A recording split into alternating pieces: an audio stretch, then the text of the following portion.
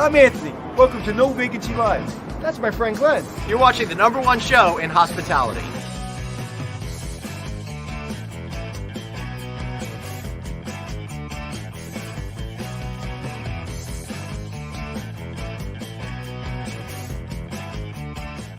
Hey, everybody. Welcome to No Vacancy Live. Of course, I'm Glenn Hausman. We got Anthony Melchior here. Anthony, where are you? How are you doing today, friend? I am 100 yards from the Patriots Stadium, and I'm actually going on the field in 2 hours, and we're going to be able to throw footballs around. So, wow. I'm from New York, so I am a Jet fan, but I love the Patriots, and I can't wait to get on the stadium. Well, I can't wait for that either. But let me tell you something. I couldn't wait for, as I've been looking forward to this for several months now. I want to thank the good folks at Blue Wire Studios for hosting us here on No Vacancy Live today. It's going to be a really super special show because today we're featuring Brian Gullbrants, president of Wynn Resorts. So we'll get to it in just 1 minute. But before that, I want to thank our friends over at Choice Hotels Internationals for being such a great sponsor of No Vacancy Live. If you guys are looking to invest in a hotel product, Choice Hotels has got one for you, particularly now that they've got those great Radisson brands, Radisson Blue, Radisson Red, Country Inns and Suites, plus the portfolio of Choice Hotels you know and love. Think about that Ascend collection. Check them out at choicehotels.com.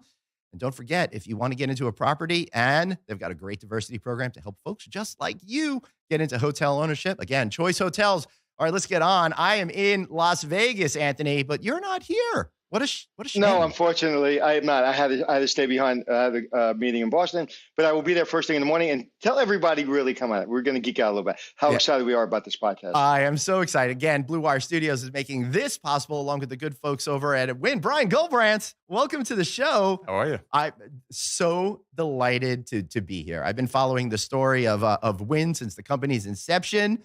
I remember being here when Wynn first opened. We were just talking before we went on air about going to Encore when it first opened 8 years ago already, you said?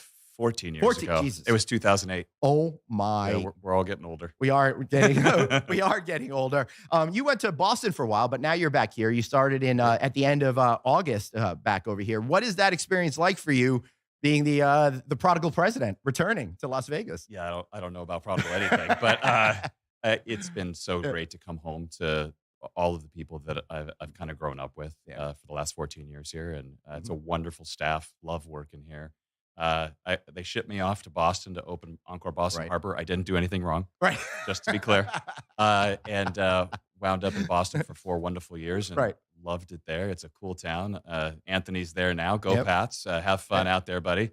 And it was a little too cold though for me. Oh yeah, for sure. I was just there. I was just there a couple of weeks ago, and it was snowing. I'm like, come on, this is not right. So you got back here. What's it like, Anthony? We'll get you in just 1 second. What's it like though? Those first few days when you come back and you're in this new role, because you really have to set the tone. You have to shape what the future is going to be like. What's that process like? It was actually a wonderful process. Yeah. And it was kind of like coming in floating on a cloud, but knowing that there was a lot of work ahead. But because I'd already been here for 9 years. Went away for 4, came back, and it was just so nice to come 4 back. years, though, in Vegas time is like 20 years in normal hotel time, right? A lot changes. And there was a little thing called the pandemic that happened in between. Yeah, I must have missed that. I don't know. I was home for a while. I wasn't paying attention. Yeah. But the team here and the team there, the whole company did an amazing job. We wound up paying everybody through the pandemic, not just hourly. We paid the tips, average tips. Wow. We paid their health care. And so when we reopened our businesses all around the world, we had all our staff. Yes. So I think employees remember how you were treated, not just in the good times, but also more importantly in the tough times. Right. And we know that our business is built on our people. So it's all about our culture and our people. And I think we learned a lot coming through the pandemic. And I've learned a lot coming home. Like I learn every day from everybody that's around. Yeah. Anthony? I was speaking to Glenn before we got on the podcast about exactly that during the pandemic, how you guys stayed the course, you paid your employees.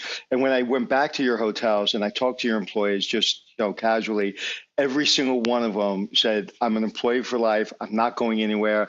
All my other friends are having challenges and I will never leave. And they literally almost out of breath when they're talking about how much they appreciate that. Yeah, I mean, it's the culture that you create and how you treat your people. And I think that's with not just business, but life. It's all about relationships. And we learn that through a lot of trials and tribulations. But you go, okay, it's based on treating people well, not just our customers, but each other. So that's good. So you come into this atmosphere where people were treated well. Oh, That yeah. must go a long way to making those first few days a lot easier, because that fear of a new president coming in must not have been there like it might have been in under other circumstances. Oh, there's always an Yeah. uneasiness, I think, in Yeah. any organization when there's a change, especially at the higher level of the organization. So Mhm. when that happens, us too. Yeah. Like, no matter what position you're at, when there's a change at the CEO level, Mm-hmm. COO, or president level, people are a little uneasy. What's this guy going to be all about? Or Right. what's this lady about? And hopefully most of them knew who I was and felt comfortable with that. And Right. I got a lot of hugs. That's cool. Mutually Yeah. agreed upon. Yes, hugs. of course. And it was really nice to come home and just embrace the staff. It was great. That's great. But when you're coming home to the company, but aren't you also coming home to Vegas? Because one of the things I love about Vegas is I grew up in New York City, Yeah. running hotels and turning hotels around. And it always felt, I mean, it's a great community, but everybody's kind of doing their own thing. What I love about Vegas, it seems like even during the pandemic, you all pulled together, and Vegas as a town is truly a hospitality town. Oh, yeah. And it feels like you all move together. Yeah, listen, I'm a huge fan of Vegas. I love living here. Mhm. We raised our 2 daughters here. We have a great community of friends and know the people and my competitors up Yes, and down the street. course. And our competitors are fantastic. And it is a small town. It's a small town with like approaching 3 That's right. million people. Yeah. Yeah. But it's great that you go out and you can go to dinner in Summerlin and see half the people in the restaurant that walk by. You're like, hey, how you doing? Haven't seen you in a while. And it's great. Yeah, that's interesting. It's It really community. is a community. It is. It's a here. hospitality community. And, Everything revolves around you're hospitality. saying you see all the people from different hotels, but everybody has worked for all the different companies when you get to, Oh, yeah. to a certain age. It's the same thing in the mainstream hotel business that I'm in. One day you're selling franchises for this company, the next day it's for that company, and everyone switches jobs all the time. Inevitably, probably once a month, I'm at a restaurant Yep. somewhere in town, and somebody says, "You did my orientation back in 2000 Yeah. XXX," and I was like, "Yeah, thanks." And so it's a great community and it's a great industry to be a part of. I love hospitality. Yeah. Matter of fact, the reason we're talking to you today is because of our great producer, Dr. Producer Suzanne, because you guys have worked together in another life, as I understand. Yeah, great lady. Yeah, you spoke to her class last year or something, I right? did. I Yeah. did. Try to speak to as many students and Mhm. as many classes as we can. Just joined the board of the UNLV Hospitality School. Oh, and, fantastic. you want to give back. I think we all learn throughout our careers, and we're all benefactors of all the people that have been around us. And at some point, when you start to have white Yeah. fur on your chin, Mm-hmm. you go, I think it's my time to give back and start teaching more than I'm learning. So now I think I learn from everybody, but I try to mentor and Mhm. teach. I've been teaching hospitality leadership classes to our team here. And then every day I write a message to all of our employees. Really? Yeah. That's beautiful. So tell me, when you speak to students, what is the message about why hospitality is the best business to get into for your career? Well, first I try to scare them and say, Mm. don't do this. Right. You're crazy if you want to do this. But if you're okay running, Right. working every holiday, working Mhm. like crazy Mhm. for a little pay, and really love people, this is the right business to be in. Yep. And then I go on and tell them stories about kind of how I fell into this. And then there's Q&A, and the questions are always interesting. And Yeah. I try to help as many people as I can. That's awesome. Yeah. Anthony? But when you're talking about getting into this career field, there's zero barrier to entry, and Yeah. in the beginning, it's long hours and it's low pay. When you grow in your industry, when you grow in this community, it becomes long hours with better pay. True. And it's really a sexy business. So really, you can meet your heroes, the people you grew up watching on TV or in movies. That's what I try to tell people. This is an exciting industry, but you have to be excited to be in the industry. So I want to go back to the note, because I've heard your note writing is legendary. So tell me about that note that you write every day. How do you start the note? What kind of motivates you to start a note every morning? What's your inspiration? Great question. I have 12,000 inspirations every day, and they're the people that work Yep. here. So inevitably, I bump into a situation or a person or a piece of trash on the floor or a VIP group coming in, or I'm really inspired by others, and sit down every night, 6, 7 o'clock, and write 2 or 3 paragraphs and shoot it out via email to all 1,400 leaders. And then all the leaders are required to actually have a pre-shift or a lineup like everybody else does in hospitality, but Right. I ask them to read my message Mm-hmm. and pass it along. So when you think about alignment in an organization and you can get the same message out to every single person in the organization Mhm. every day, every shift, it's pretty cool. Yeah. So sometimes it's informational, sometimes it's educational, and I try to be inspirational once It's in a while. whatever you're feeling passionate about at that given moment. Yeah. Yeah. It's fantastic. And to really the recognition part of it is my favorite. Yeah. When I can recognize somebody and make them feel good about themselves and you can elevate someone's self-esteem, there's like no better thing to do than make somebody feel really good about themselves. When they Right. walk around this place, chest out a little further, Yeah. head up a little higher, walking tall. Yeah. And then all the people around that work with them see that they got the recognition and they're like, I want to get the recognition. And I think it helps people.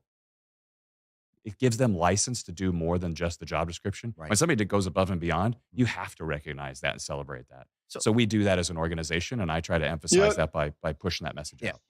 Anthony, you were saying? And that's very interesting because walking around your properties, there's an intensity and a pride that you don't see in a lot of hotels Mhm. across the country. That intensity is really sometimes there's intensity with no pride, and that's not good because that means people are scared. Yeah. There's an intensity of pride in your building that literally you can feel when you walk past an employee. Yeah, I actually, no corniness. Yep. I love our team. Yeah. Like I passionately love what we do. I love Mhm. hospitality, and I hope that they sense that.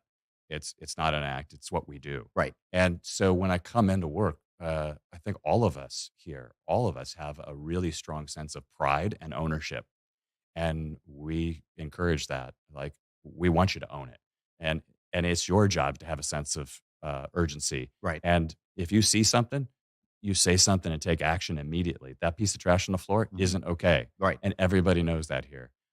We say we need surgically clean levels of organization. I love that. And let me tell you, you guys proved that during the pandemic. And every time I walk around, I see people picking that up. But I'm curious, is recognition is so important. You have 12,000 people here and you're overseeing all of this. How do you find out about all of those moments that deserve recognition in order to be able to share that? Yeah, you don't. Unfortunately, there's probably thousands and Right. thousands of things happening every day that you don't get to recognize. Right.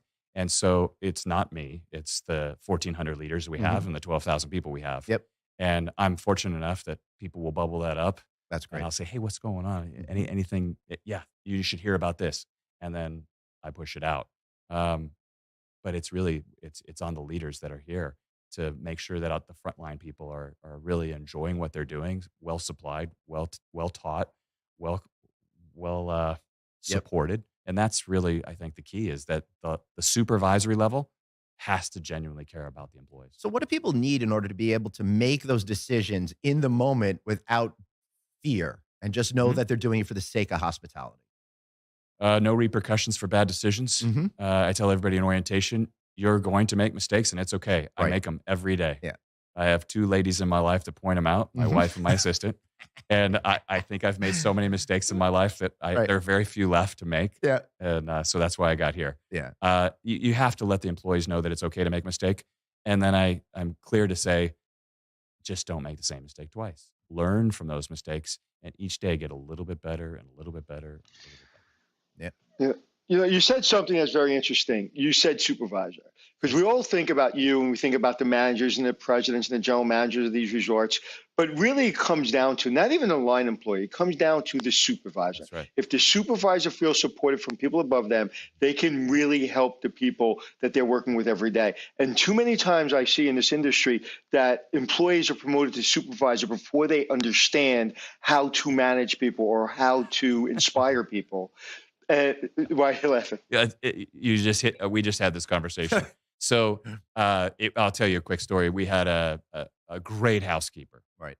to be remained nameless and anonymous, and she did an amazing job. So we promoted her to supervisor, Mhm.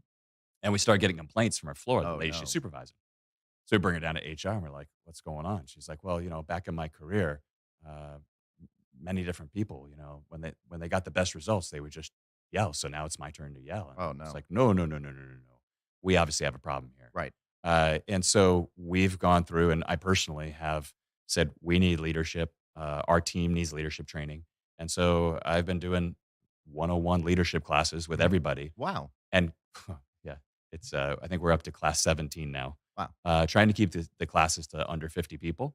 And we're going to get through everybody, every leader. At first, we said, well, make it optional. I said, no, I think this is going to be mandatory, even for the people that need reminders. But the clear message is it's our job to support, teach, mentor, guide, supply.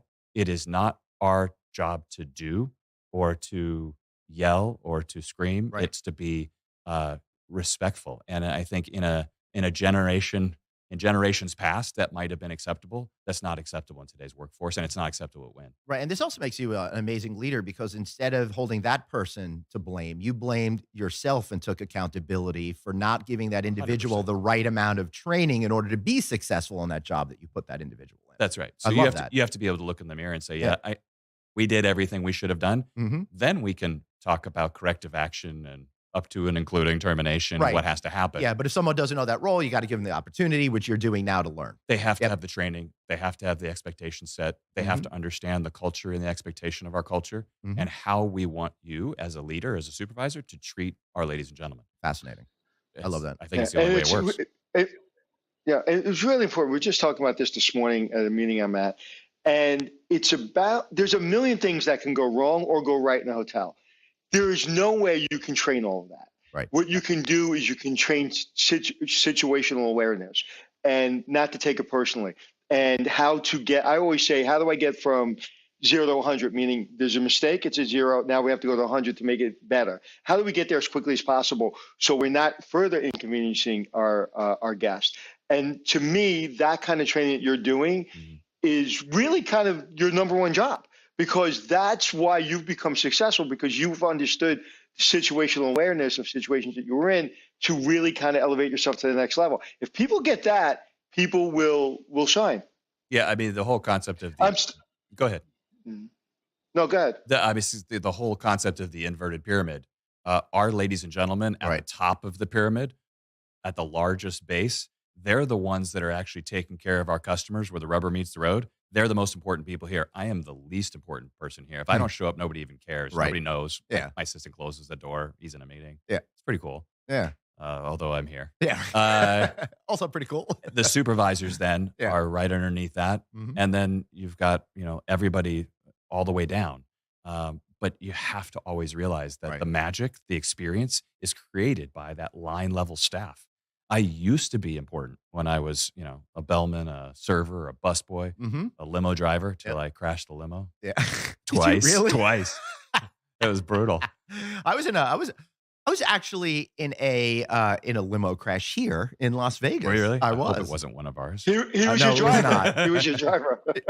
I was not the driver. Just to It be was clear. with the former owners of a casino that might be next door. Okay. All right. But you also said something that's very important that I don't think we teach enough is you have to make mistakes. It's absolutely mandatory you make mistakes, because the only way for us to grow is to make mistakes. The people that don't make mistakes aren't moving.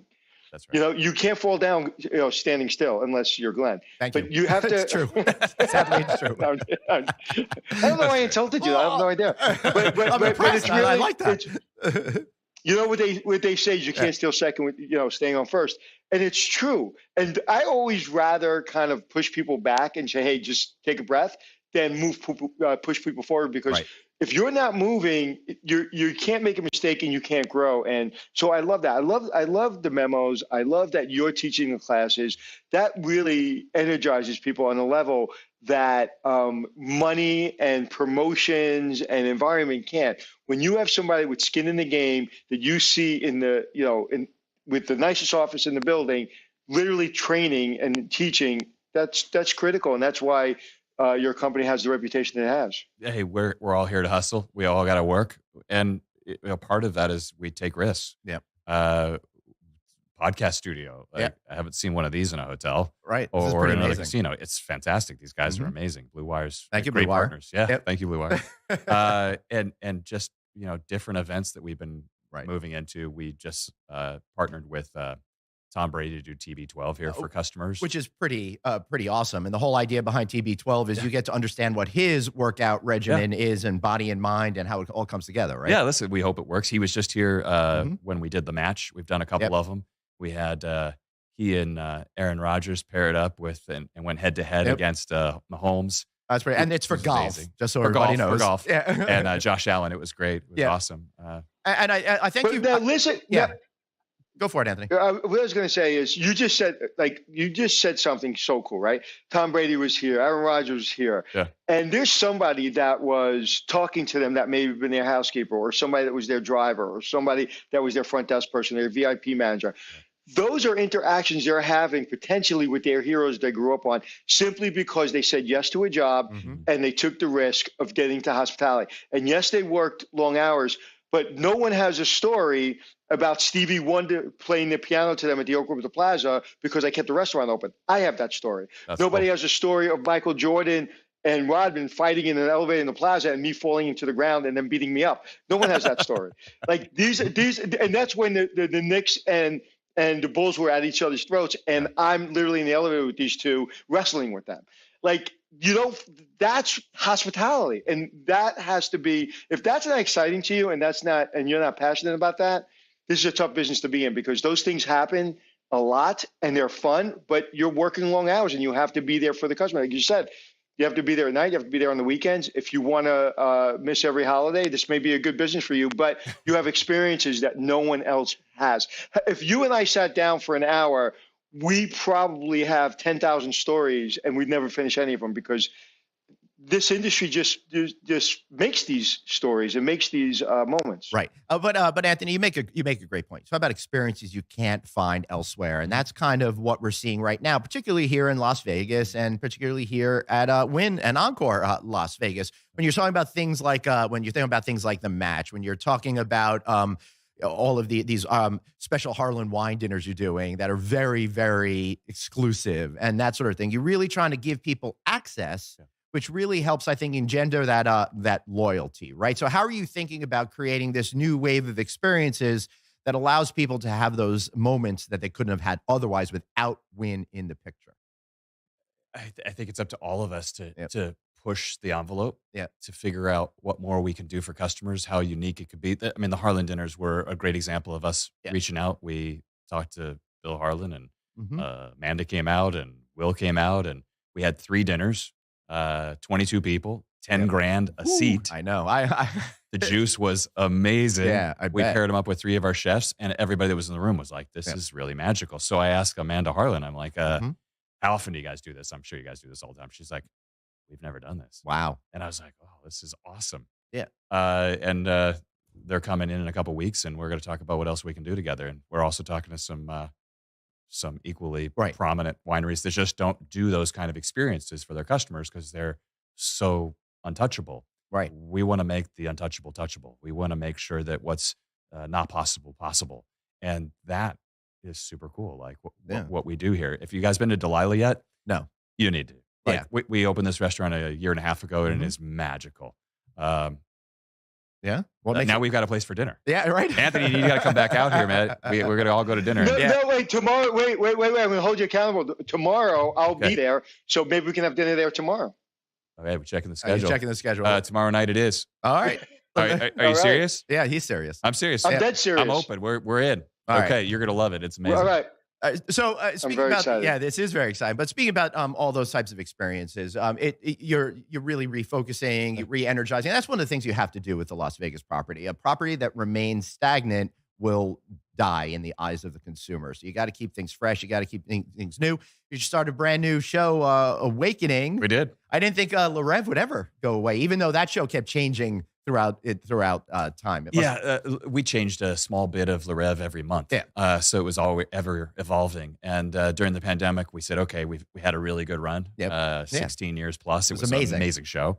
And so we went out and found the most creative people and these like famously creative people. Yeah. And they all came together and created something truly amazing that nobody's ever seen. It's not a Cirque-like show. It's not acrobatics. It is a spectacular theatrical show with a storyline. Anthony Hopkins narrates the whole thing, two-time Academy Award winner. Yeah, he's a cool guy. And the music was all done by Brian Tyler. Michael Curry, who did all of the puppetry for Lion King on Broadway. Yeah. It's still showing everywhere. He's done all of the puppetry. And Looks amazing. It's mind blowing. It's pretty cool. So you guys need to see the show. Yeah, I think I want to check that out this week as well. But we don't need to talk about what I'm going to be doing here in Vegas. I want to talk more about what other people are doing in Vegas. Hey, Anthony, you know about the F1 coming here next November, right? There's a lot of buzz, my friend. I am very excited. As a driver myself, I'm excited. So are you an F1 driver?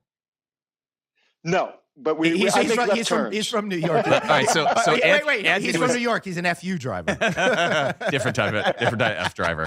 So I would tell you, when you talk about cool experiences, Anthony, 2 weeks ago, right before the launch of F1, they had a big launch party on Saturday. On Wednesday night, we stayed up and pulled an all-nighter. Right. And the Red Bull racing team and marketing team came in, brought in the Red Bull Racing Formula One car, and we raced it through. I'm serious. Yeah. We turned it on. They turned it over, and they raced it down the middle of the casino. We protected our carpet. I hope so. And then went through the atrium, underneath the trees, and out the door. We did 5 runs at 3, 4, and 5 o'clock in the morning. Nobody woke up. We blocked the 5th floor and 6th floor. We start on 5. Right, yeah. So nobody was woken. And it was so much fun. Except for the people in Awakenings, because that would be... Well, they were asleep. So it was... But when you talk about experiences and things we do... I told our CEO what we were doing. He said, "Have you lost your mind?" And I said, "Yes, yes, maybe." But he says, "Okay, just make sure we have access to the content." I said, "Absolutely." Right? Yeah, of course. Why do it? It blew up on social, and Red Bull's now putting together a compilation of different things that they filmed during the launch, and they're going to push it out. F1 will push it out. We'll push it out, and it's just fun to see that kind of stuff I actually saw it on social. I actually saw it. Did you? I actually saw it. Yeah, and think about the things you just said in the last 5 minutes, all the people you've met, all the things you've done. I mean, if there's a cooler job on earth, I'd like to know it, because I don't think I think you have. Matter of fact, can I have your job? I thought I had a pretty cool job. I thought I had a pretty cool job until I met Stefano, who's the CEO of Formula One, and we were having dinner at Delilah. Yeah. And I said, I thought I had a pretty cool job. You have an amazing job. So it is a fun industry to be in. Yeah. And you meet so many cool people, and like you two guys. So, yeah. So what are you thinking? Yeah, Anthony, go on. No, go ahead. You go. So how are you guys going to be thinking about this city-wide event? I know some of the other groups in town are going to be some fabulous things. Right. What is your area of fabulousness for the F1? So we've thought about this long and hard, and I've actually been meeting for 6 months every single week. We have multiple teams, and this is for 3 days that are a year from now. Yes, but I've seen what some of these packages are going for in town. It's probably worth the effort to put into it. It will be financially rewarding. Yep. But more importantly, I think our customers are going to be blown away with the F1 Formula One experience and the race experience that is like no other. So when you think about the excitement in Vegas on a Saturday night, now add 20 Formula One cars running over 200 miles an hour down the strip. I can't imagine. We're going to have a front row seat right here at Wynn and Encore, and we're really excited to be a founding partner with Formula One. They're great people. That's fabulous. We're doing some exciting stuff. We have 37 acres across the street from us on the Strip, and in conjunction with F1 and Insomniac and Live Nation, there's going to be a huge activation across the street, and we're looking forward to it. They're finalizing all the plans, and we'll do a big announcement. But we're really excited about all the different experiences that F1 will bring, and they're building a permanent building back on Koval and Harmon. Really? The paddock building where the finish and start line will be. Back on property that nobody's even thought about for years. Right. I hope they got a decent deal. Yeah. Well, if they tried to get on the Strip, it's going for $35 million an acre again. So that's they probably had a really smart person doing that. Yeah. Anthony, I think you're back there wanting to say something. So I just heard. I think I heard. I may have not heard. That we were invited back a couple days before, so we can do a podcast. So we can do a live podcast from there. Wow, that's exciting. All we have to do is buy $100,000 package, and we are in.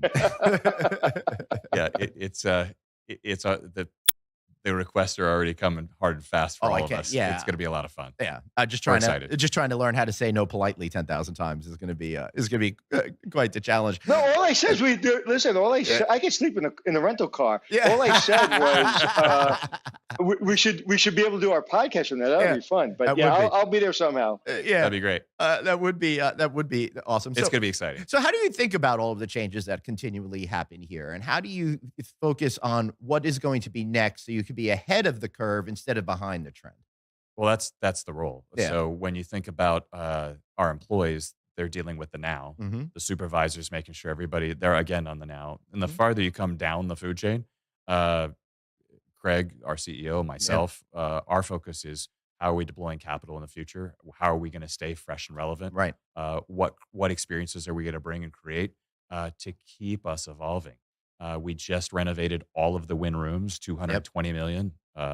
It was insane. I heard you have four post beds now. We have four poster Yeah. beds, and now we're about to launch all the villas, Mm-hmm. and then over to Encore. And we Yep. just announced in UAE. We broke ground in UAE 2 weeks ago. Really? Uh, A non-gaming facility no, fully integrated What? resort. Somebody's got to do it in UAE? in UAE. Wow, that's In Ras Al Khaimah, just north of Dubai, about 45 minutes north of Dubai. that's pretty awesome. I had no idea they were going to permit gambling. And there's a serious race in a little Mhm. place called New York City that Anthony's probably aware of. So we're in the race. Hopefully we come out on top. It'll be interesting to see if it's going to go into Times Square or where that's going to be in town. That'd be amazing. If Yeah. that's a good pull. Yeah, we're pull that one we're off. excited. Yeah. So Whatever you do, please don't get a poker room in that hotel when you open it because I won't be working anymore. I'll just be There'll playing be poker. in one the chair poker with the room. brass placard with your name on it. yeah. It'll be reserved. I love that. So what do you think is coming next right now? Because I'm feeling like right now we're in the phase of sports and music.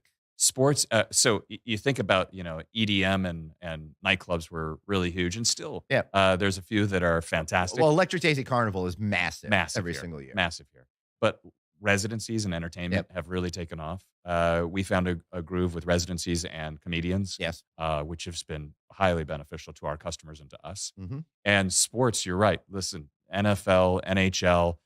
We know that Major League Baseball is going to be here any moment. It's not a matter of if, it's a matter of when and where. Yep. And there's been many different rumors about who's doing what. It's Agreed. not going across the street from us. No. And I think basketball will be right behind it. I think it's special events Mm-hmm. and unique events.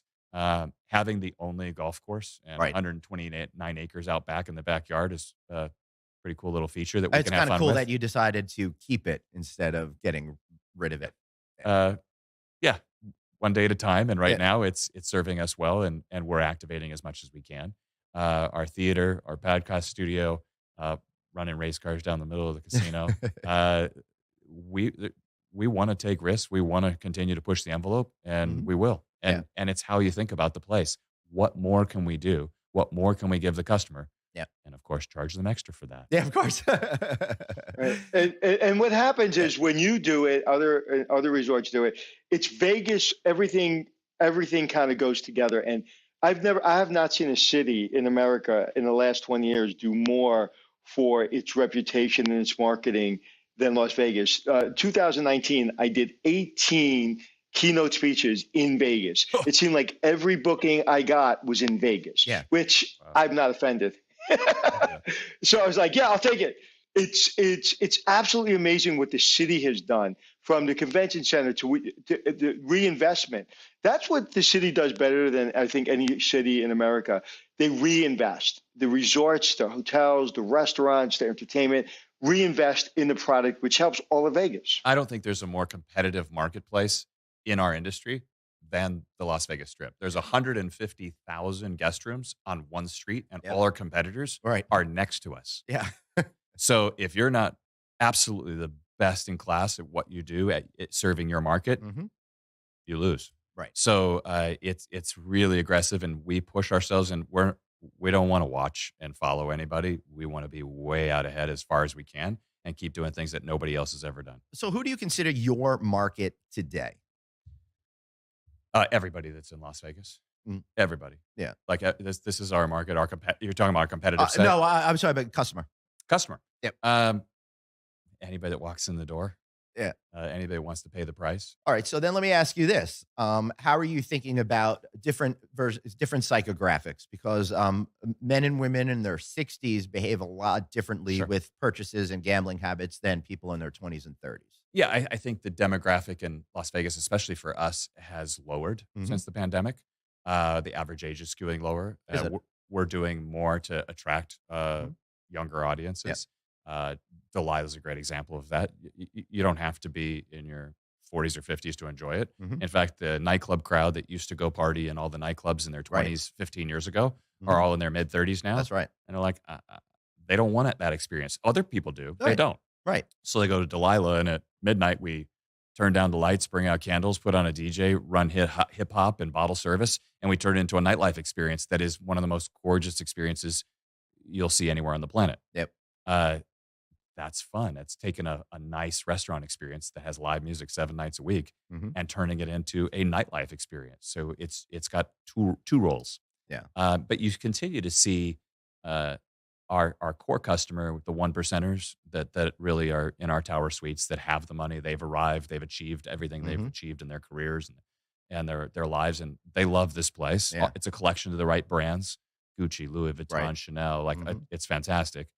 They feel at home. And then there's an aspirational customer that says, I was just thinking that. I also want to dip my toe in that and live bigger than I normally do and go big. And we're going to spend a little extra and stay at Wynn, but we're going to go back and have conversational currency at the water cooler or whoever we're talking to back in Kansas and say, yeah, we stayed at Wynn. Right. That's great. Yeah. And then you have the fun. tower product for that more rarefied guest and that 5-star designation. And a villa product. All right. Yeah. Right. For the types of guests that don't hang out with me. We love you. We love all our guests, especially the villa guests. Yeah. I'm sure you love them. Anthony, you out there? Yeah, I'm here, sir. I'm just listening. And it's true. When somebody says, oh, I went to Vegas and I stayed at the Wynn, you go, oh, okay. You stayed at the Wynn. You're so lucky. You have that reputation, and it's been cultivated every day. I walk into that hotel and I try really hard to find something wrong, and I can't. Matter of fact, I wanted to say this in the beginning, and the conversation changed, but the drapery that you have in on the top, I don't know what it's called, but near the ceiling, there's pleated drapery all along the top of the ceiling.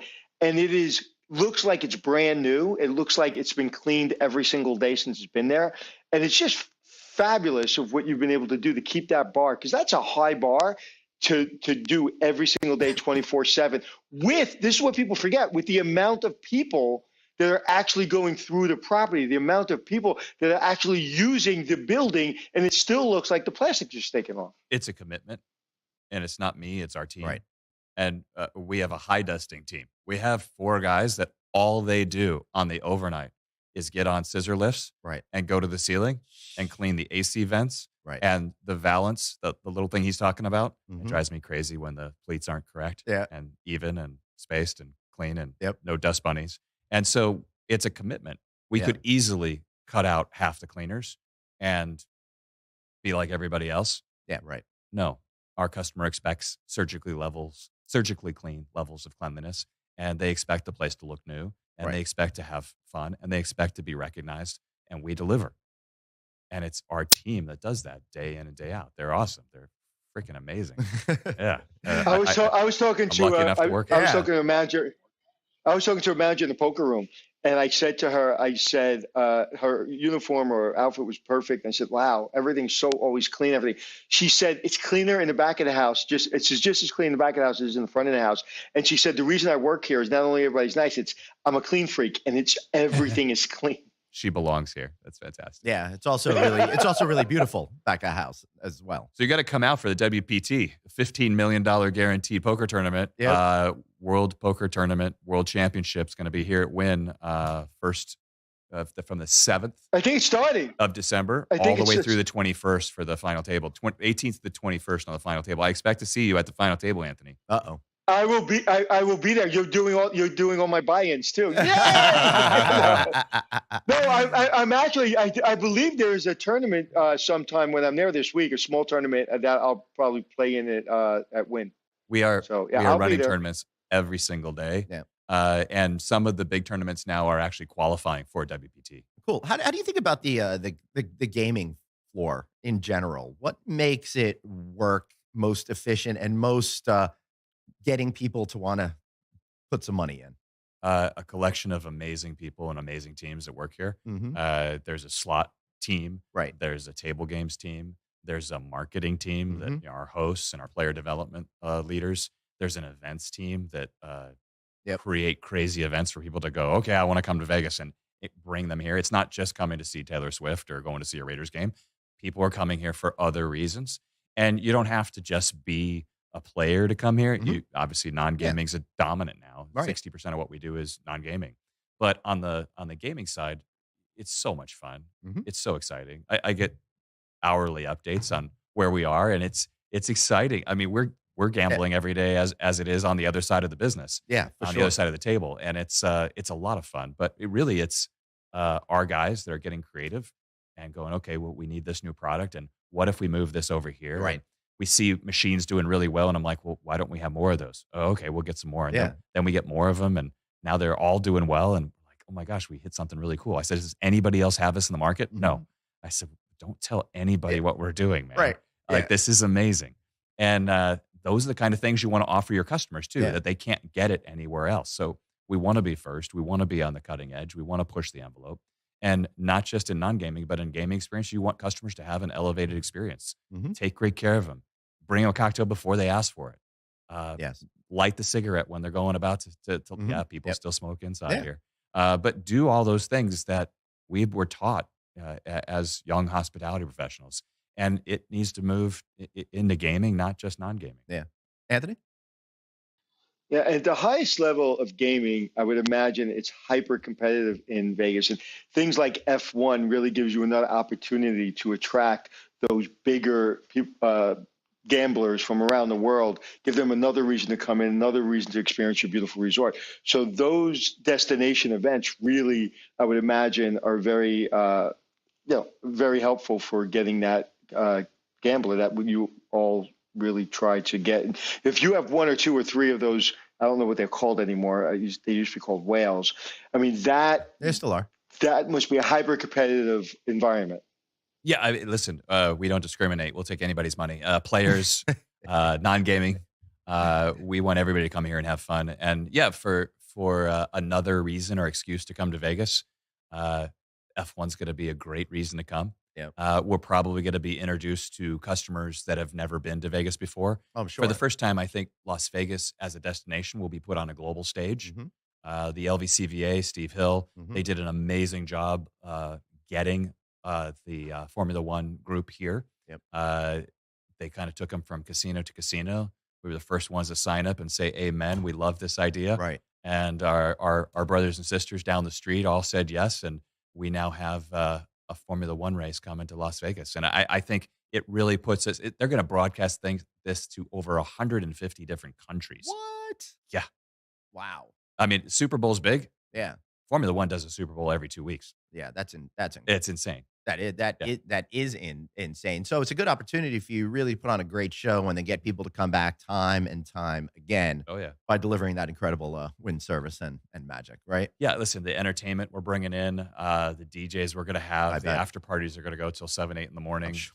The official hangover brunch that'll be here on Sunday because I figure they'll Yeah. go to bed at 7 and they'll wake Yeah. up at 1 and everybody get a late checkout. It'll be great. Yeah. That'll yeah. Bloody Marys for all my friends. I It'll be love great. it. I absolutely love it. So, before we wrap up, I hate to depart without talking about maybe some of your sustainability issues that you're going through here and trying to make sure that you're doing the right thing by the universe over there. So, how are you thinking about sustainability, particularly?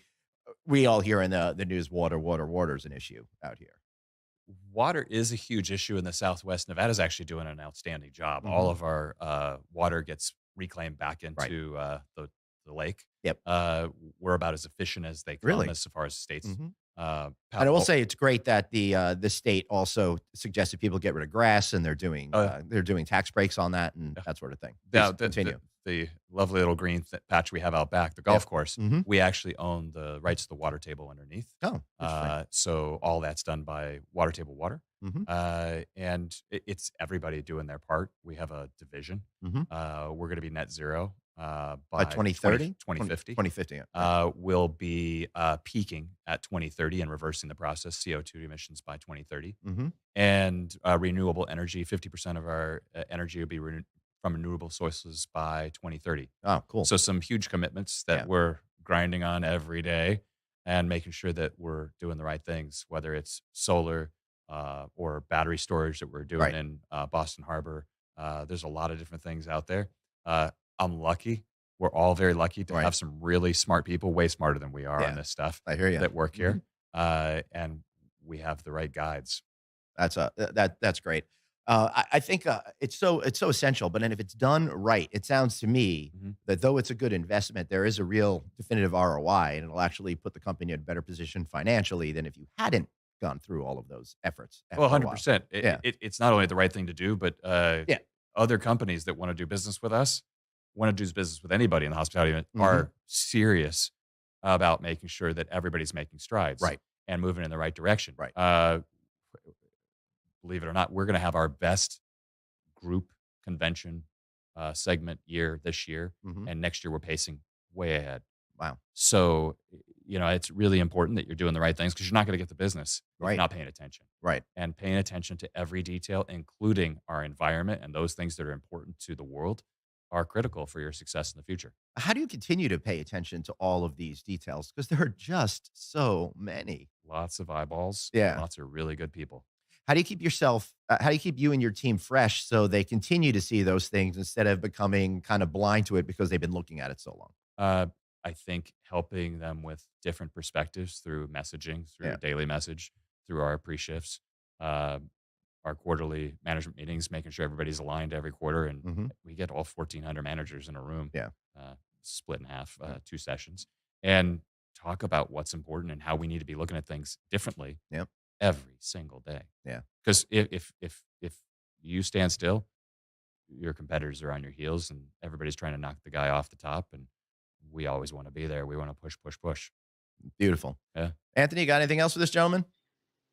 We're using words like surgically clean and other words, and it's hyper care, right? What Wynn does, and I think that really showed through the pandemic, it's hyper care. It's being there, and that message you put out every day. It's thinking about things that people are going to be worried about a week or 2 or 3 weeks from now, and getting ahead of everyone. So that hyper care that you guys are famous for really resonates. Yeah, it rests on the shoulders of our ladies and gentlemen, and so does our brand. And they're at the top of the food chain. Love these people. Hey, Anthony, what time's dinner tomorrow night? What time you want it to be? I'm ready. 6 o'clock. That way I can play some poker after. Yeah, let's do it. I'm ready. 6:30, whatever you want to do. Yep. Yeah, thank you. I look forward. Should we invite Glenn with us? Or no? Are you staying here? No, you better be staying here. No, dude, don't stay somewhere else. Actually, check out wherever you're going. Just stay here. Okay. I got a nice room for you. I got to call my friend Shannon and tell her. I know Shannon really well. She's a great lady. She asked us to do that tech event tomorrow. I'm so sorry. Okay, next time you guys are staying here, but have dinner with us. Absolutely. I absolutely will. And yeah, Shannon is literally one of my favorite people amazing. on earth. Yeah. She's amazing. Yeah. Cool. Right. Thank you so much, guys. Hey, appreciate you guys coming out. Thank you, Brian. I really appreciate it. This has been absolutely fantastic. All right, Brian Gullbrants, president of Wynn. Anthony, let's wrap up real quick. All right, so we could say goodbye to him off the air. Anything else you want to say?